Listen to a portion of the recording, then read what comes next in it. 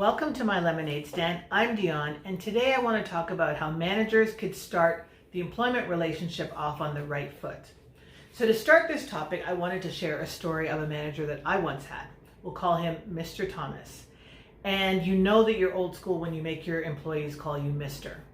So it was a particular staff meeting, and he brought in these newspapers and proceeded to read out these headlines to the team. And they said everything about companies that were announcing that they were laying off staff. There were some companies that were declaring bankruptcy. And he also noted the fact that the unemployment rate was going up. So this was Mr. Thomas's attempt at employee engagement. And basically he said, and I quote, "You should just be happy to even have a job." And this was his way of saying, don't bug me about anything, don't ask me for anything, and you should just be grateful that you get paid every 2 weeks.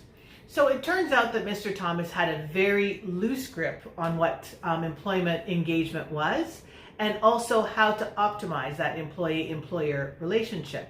So it is a relationship, and like all relationships, it takes work to make it successful. So now I want to share with you 3 things that a manager could do to start off that employment relationship on the right foot. So the first one has to do with having a realistic job description. The second one is about having meaningful interviews. And the third one is about setting your employee up for success. So we'll start with the job description. So I'm sure if I shared your job description with you, it would very loosely reflect what you do on any day-to-day basis.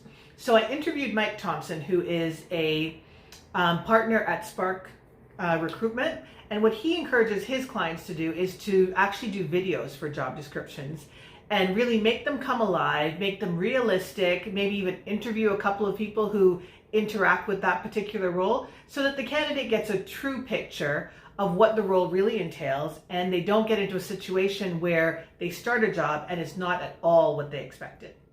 The second thing that you could do is make interviews very meaningful. So my pet peeve is where managers download, the best interview questions and they read those off to the candidate.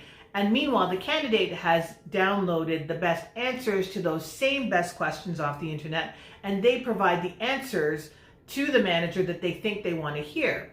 So that's not really an opportunity for engagement. We're all kind of playing a game, as opposed to using it to have a really honest conversation, sharing the good, the bad, and the ugly about the roles, your personal management style, and really getting to know that candidate well so they can see if they're a good fit for the role and if you think that they would also work well in that position. And then finally, setting up the new employee for success. So rather than giving them, a scorecard that has 62 different things that they need to accomplish to be successful, and over half of those 62 things aren't even really tangible and they're hard to measure, rather having that conversation and making sure it's very clear to that new employee exactly what they need to be doing to be successful in the role, what you're looking for, what success looks like, and then keeping that conversation open with them so that they're set up for success and they can course correct as they're coming up their learning curve. So those are 3 ways that I think managers can help to start that employment relationship off on the right foot. Here at my lemonade stand, I share ideas like this to help us to be more effective and authentic in our roles, and I look forward to seeing you next time. Thanks for watching my video. If you liked it, please subscribe so you don't miss any upcoming videos. I post a new one every Thursday. My audiobook Thrive is now available on Audible, so please check it out. And finally, you can connect with me on my social media accounts. I look forward to seeing you here next time.